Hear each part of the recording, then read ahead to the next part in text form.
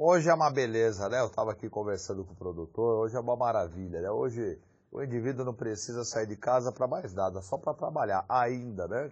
Ainda, né? É bom até que saia para não ficar deprimido, ficar muito tempo em casa acho que não faz bem não.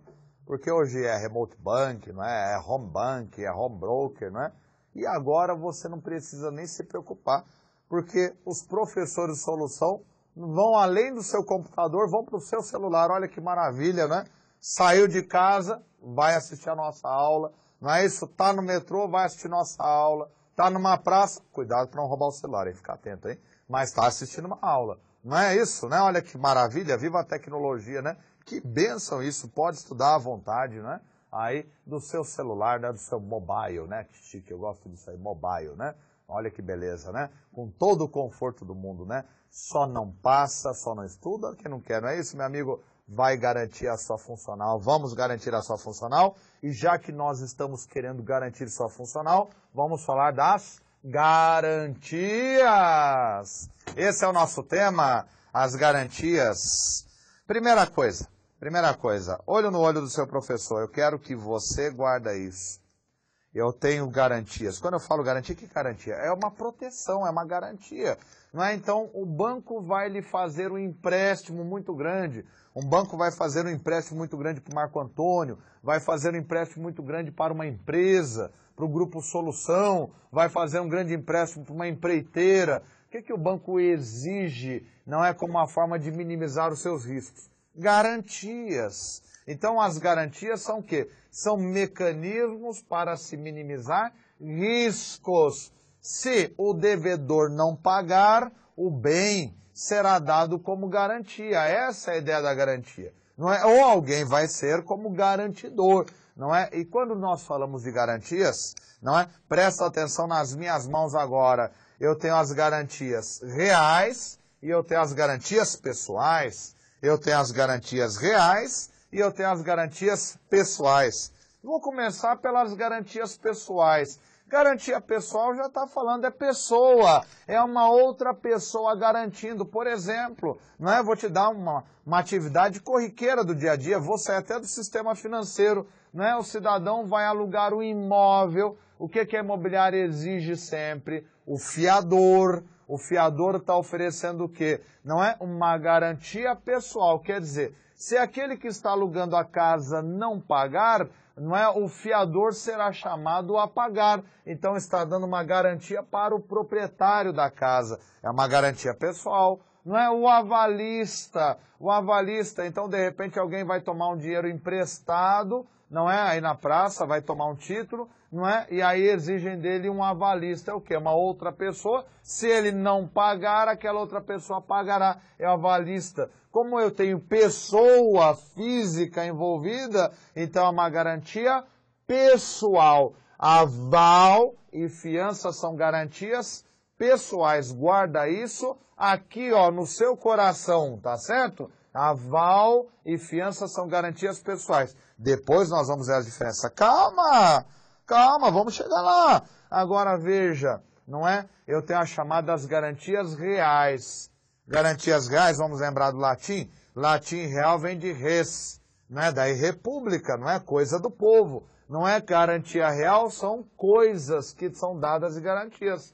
Um bem, não é? Um bem imóvel, um terreno, um automóvel, um navio. Então, toda vez que eu tiver um bem que estiver sendo oferecido como garantia, o penhor pessoa física. O que é o penhor pessoa física? A pessoa vai na Caixa, já falei para você, só a Caixa tem autorização no Brasil para operar com penhor pessoa física. A pessoa vai lá na Caixa, pega o seu relógio e deixa em garantia na Caixa Econômica. Tirou o relógio, ela deixou um bem físico, coisa, garantia real, tá certo? Quais são exemplos, Marco Antônio, de garantia real? Você poderia nos dar? Claro, darei, dever é meu, não é? A hipoteca é uma garantia real, o penhor mercantil, penhor industrial, penhor agrícola, não é? A chamada alienação fiduciária, que a banca adora nas provas, tá certo? São garantias Lembre-se disso, o penhor pessoa física, apesar de ter esse nome pessoa física, é uma garantia real, porque é o bem que está sendo penhorado, não é a pessoa. Garantia pessoal, eu só tenho duas, o aval e a fiança. Tudo bem? Guardou a diferenciação? Agora, nós vamos entender, eu vou ver primeiro, as chamadas garantias pessoais, tá certo? Eu vou falar primeiro as garantias pessoais. Mas vamos dar uma passadinha primeiro no slide para dar uma fixada nas informações que você viu até aqui, olha aí. Nas operações de crédito pessoal, não costuma haver garantias além da própria capacidade de pagamento do tomador do empréstimo. Por isso que nós temos o cheque especial tão caro. Não é? O cheque especial é caro por quê? Porque não tem nenhuma garantia envolvida, nem pessoal, nem real. Se não tem nenhuma garantia, então o risco é muito grande. Daí o spread bancário é enorme, tá certo? Agora, olha só as garantias pessoais. Vamos lá para o segundo slide. As garantias pessoais, por não vincularem nenhum tipo de bem material, por isso que é pessoal, são respaldadas na confiança, na fidúcia, não é? Na fé, na chamada bona fide, na boa fé, não é? Na confiança, caráter e capacidade de quem está dando a garantia. No direito brasileiro temos basicamente dois tipos de garantias pessoais. Acabei de falar quais são, meu amigo, minha amiga, o aval e a fiança. O aval e a fiança. Mas nós vamos ver que o aval e a fiança têm diferenças muito grandes. Vamos ver primeiro o aval. Olha, o aval, né? Pensa o aval, pensa avalista. Lembrou, avalista é uma pessoa, garantia pessoal. Ela é uma garantia que é muito mais simples. O rito dela é muito mais simples. O aval pode ser dado no próprio título, não é? Então tem lá o título com o nome da pessoa que é devedora daquele título e o avalista coloca o nome dele. Eu, Marco, avalizo o título. O que quer dizer isto? Isto quer dizer que se aquela pessoa não honrar aquela obrigação, não é? O credor poderá me chamar. Então se eu fiz a besteira de ser avalista de alguém, não é? Porque, olha, meu amigo, tem que ser muito amigo, viu?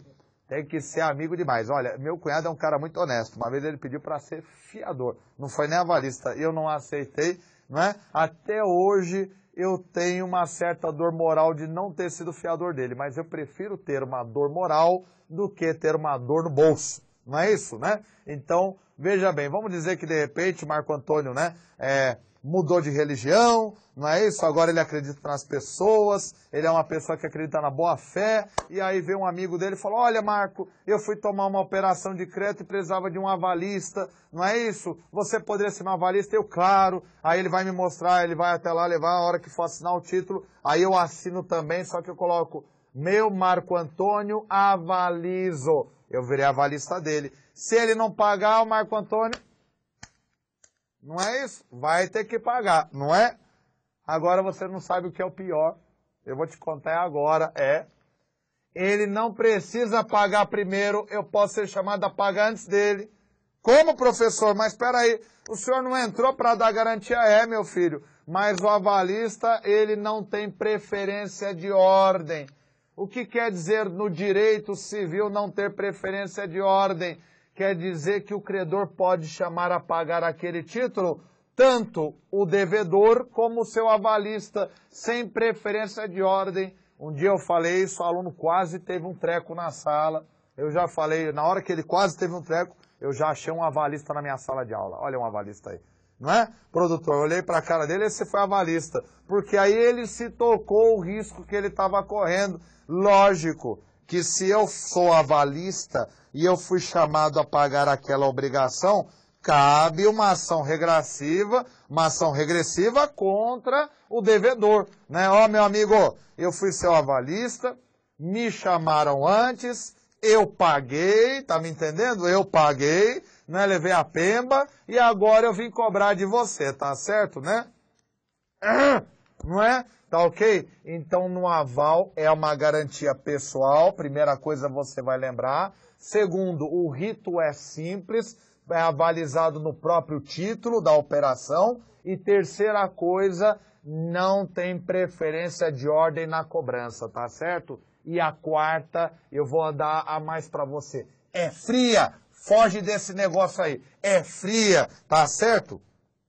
Só se for do pai na hora de morte, né? Aí você vira avalista. Do contrário, por uma cristandade, tá ok? Olha aí, vamos olhar lá o slide? Aval. Aval é a obrigação que uma pessoa assume por outra, não é?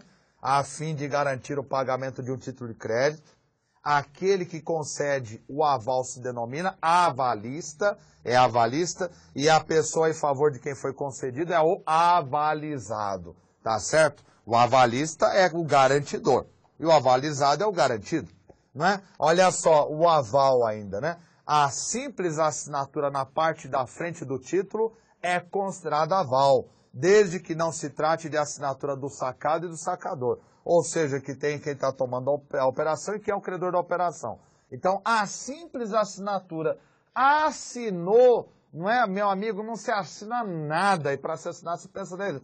Assinou o título, já se tornou avalista, tá certo? Então, tome cuidado com essa aí, é uma roubada. Olha o próximo slide aí, né? O aval também pode ser escrito no verso do título ou em folha anexa, devendo se exprimir pelos termos por aval para ou qualquer outro equivalente assinado avalista, né? Agora, eu quero lhe mostrar uma coisa. Eu vou lhe mostrar aqui um título, eu vou até adiantar vários slides, né? Eu tinha deixado lá para frente, mas eu quero que você veja um título. Joga lá o título, dá uma avançadinha um pouquinho.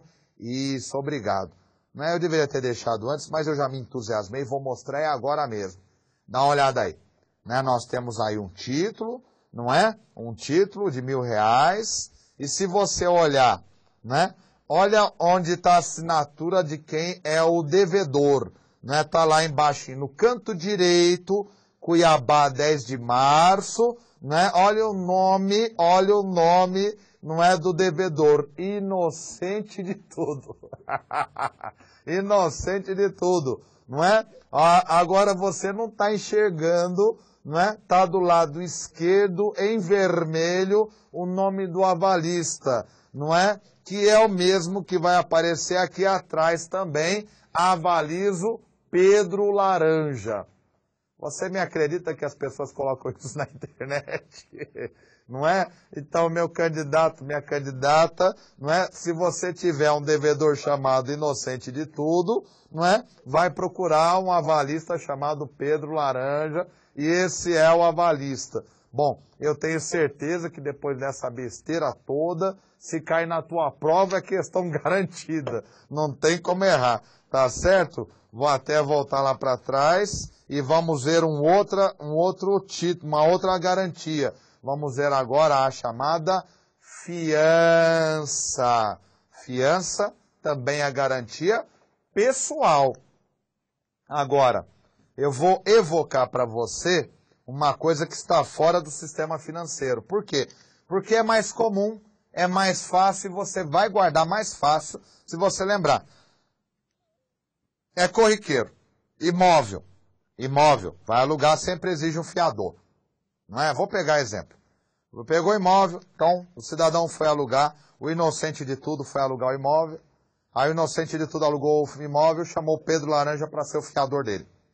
Agora, veja, toda vez que você vai alugar um imóvel, o Inocente de Tudo tem que fazer o quê? Um contrato. Não é isso? Ele vai na imobiliária e assina um contrato. E o nosso querido Pedro Laranja, que é o nosso fiador, já foi avalista lá atrás, agora ele virou fiador. Evoluiu, não é? Ele evoluiu, agora ele é fiador. Ele também vai ter que assinar um contrato. Né? Só que esse contrato é um contrato que vai acompanhar o contrato de locação. Então vamos dizer assim, o contrato de locação é o contrato principal, porque é o contrato que vai permitir o amigo dele, Inocente de Tudo, alugar o imóvel. E aí tem um contratinho que vai acompanhar esse contrato principal, que é o contrato que o fiador vai assinar, o Pedro Laranja. Esse contrato que acompanha o contrato principal é chamado contrato acessório. Então, por isso, a gente fala duas coisas. Primeiro, A fiança, ela é mais solene que o aval. O aval bastava uma assinatura, fiança não. Fiança não. Como o montante geralmente é maior, não é? Então o direito exigiu aí um contrato. Um contrato. A coisa tem que estar, quanto maior é a operação, mais complexas são as exigências. Imagina se eu vou emprestar $1 bilhão à China. Meu amigo, vão pedir 300 mil contratos, vão pedir meu DNA, da minha filha, da minha esposa. Quanto mais complexa a operação, mais complexo é o direito, é lógico, para aumentar as garantias, as proteções. Então veja, na fiança, primeira coisa, ela é mais solene que o aval. Por quê? Porque exige um rito mais solene, exige a assinatura de um contrato. É mais complexo. E este contrato é sempre um contrato acessório. Porque ninguém vai assinar um contrato de fiança por assinar. Ele vai assinar para proteger o quê? Um contrato principal. E aí o direito fala o seguinte. Quando a obrigação principal for extinta, então aquele contrato principal encerrou de locação, automaticamente a obrigação acessória também se extingue. Tá certo? Então, quando o contrato, que é a obrigação principal, for extinto, cancelado o contrato, automaticamente a fiança, o contrato acessório, é também extinto. Terceira coisa que eu quero que você guarde. Presta atenção no que eu vou te falar agora. O contrato de fiança, diferentemente do aval, aqui existe o chamado benefício de ordem. Então, o Pedro de Laranja, que é o fiador, só irá pagar se, no caso, foi acionado o locatário, que é o inocente de tudo, e ele não pagou. Então, ele alugou imóvel, ele não pagou, a imobiliária mandou carta para ele, não pagou, aí a imobiliária vai acionar o fiador. Tá certo? Então, logicamente que a fiança tem um risco, só que o risco é, vamos dizer, um pouco menor em termos de ordem, mas também geralmente um pouco maior em termos de valor, porque nós estamos lidando com valores maiores, tá certo? Então, agora você vai guardar sobre a fiança. Primeira coisa que eu já falei, é uma garantia pessoal. Tem que acertar isso na prova e você vai acertar. Segunda coisa, o rito é solene. Terceira coisa, o contrato é um contrato formal, é um contrato acessório de um contrato principal. Quarto, se o principal for extinto, ela será extinta também. Quinto, tem benefício de ordem. Primeiro tem que ser chamado devedor e só depois o fiador. E sexto, se você for fiador de alguém, que Deus te abençoe. Não é? Tá certo? Vamos dar uma olhadinha aqui, olha só o slide sobre fiança. Não é? É um contrato acessório pelo qual o fiador garante o cumprimento da obrigação principal pelo afiançado. Se este não vier a cumpri-la, normalmente o fiador só é executado após a constatação de que o devedor não honrará o seu compromisso.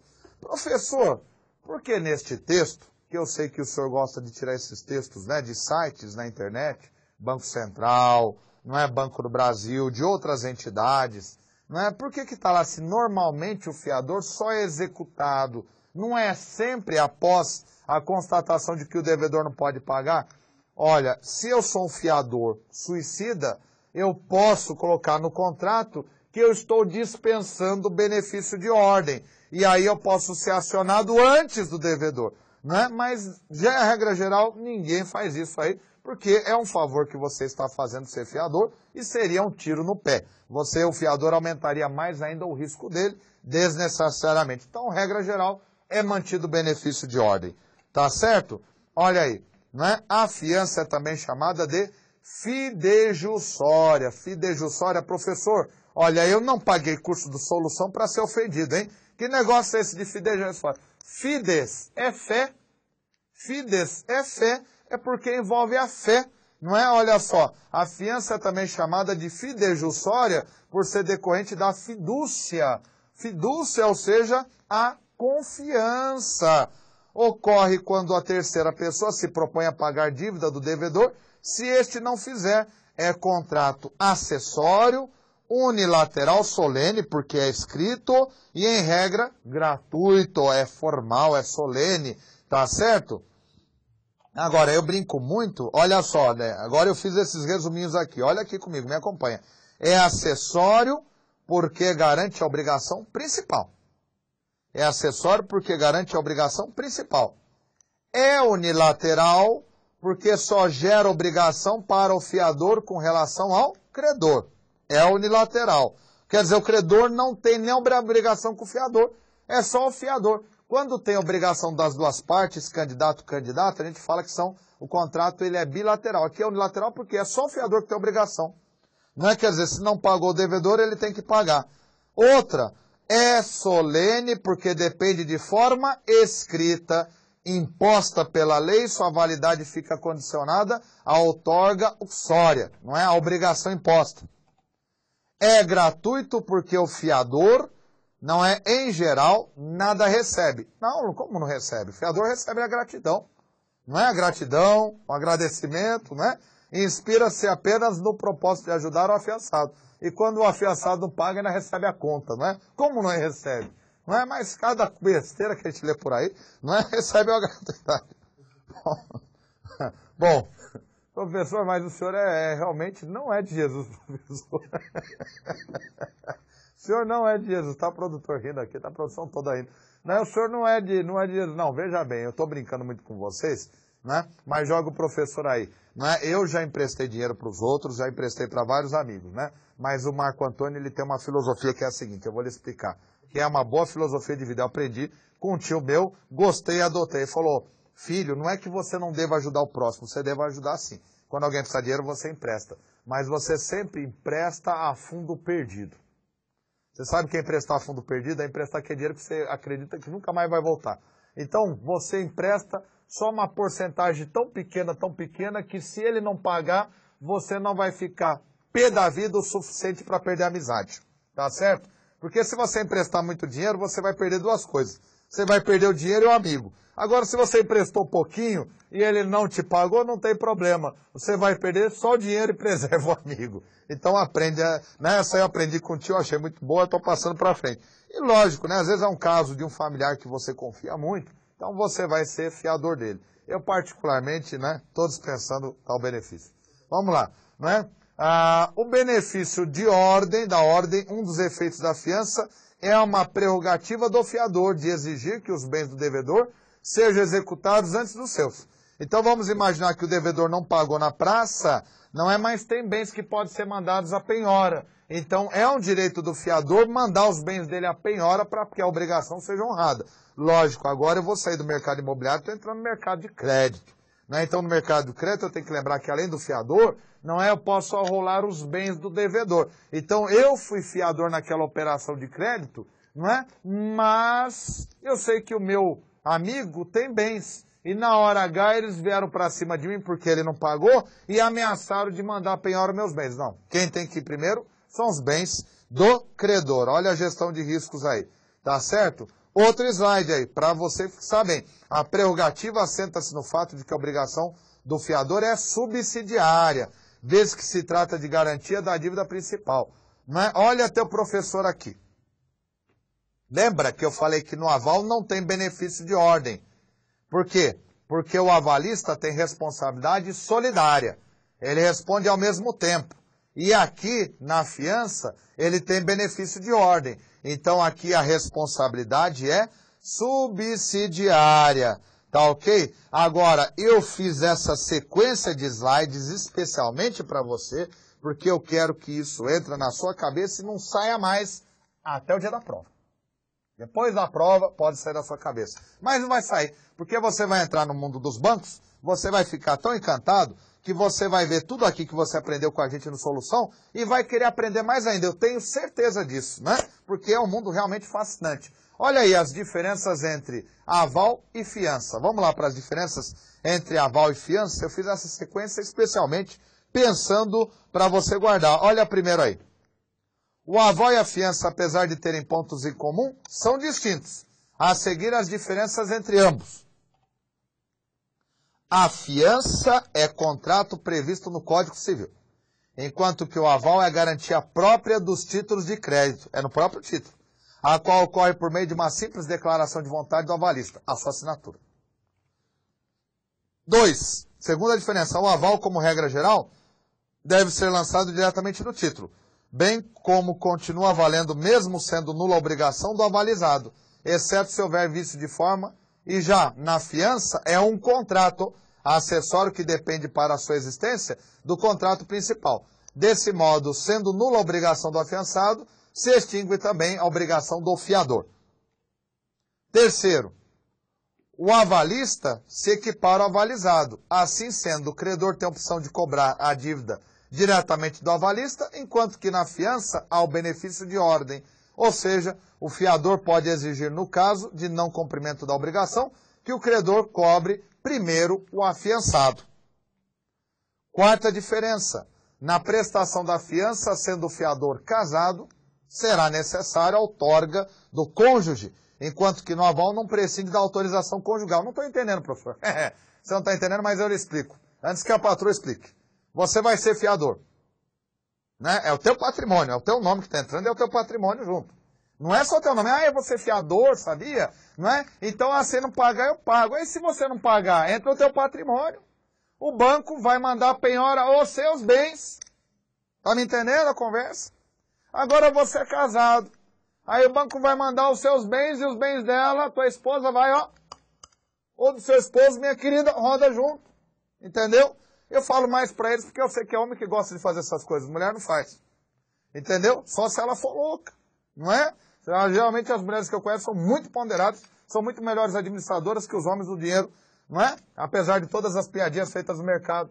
Então, às vezes o rapaz, né, o homem tem muita aquela coisa de lealdade, de amigo, é meu amigo, estudou comigo. Aí vai ser ele fiador. Né, já pensou, o cara não paga, aí ele não tem condição de pagar, o apartamento, né, os bens vão à penhora. Lógico que o direito civil protege o imóvel onde você mora, mas aquela casa de praia vai à penhora, o carro vai à penhora, e como é que vai o patrimônio da mulher? Junto? Então, nesse caso, vamos dizer de forma muito simples, o homem precisa ter a autorização da patroa. Tá me entendendo? Ela vai dizer, não, eu topo ou eu não topo. Não é porque, de repente, ele é mais descabeçado, ela pé no chão e fala, não, meu filho, você vai ser fiador daquela besta, vai que ele não paga, aí eu que vou perder minhas propriedades, de jeito nenhum. Eu vou perder meu carro, de jeito nenhum. Então, olha o quarto que está dizendo aí. Joga lá, produtor. Na prestação da fiança, só na fiança. Por quê? Porque é rito solene, é contrato formal, é escrito, não é?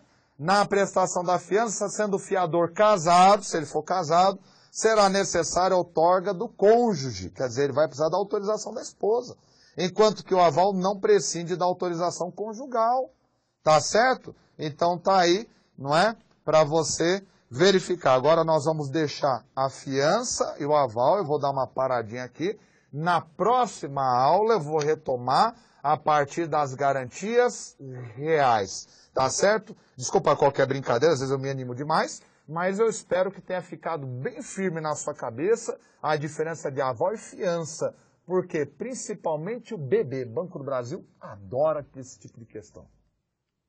Até a próxima.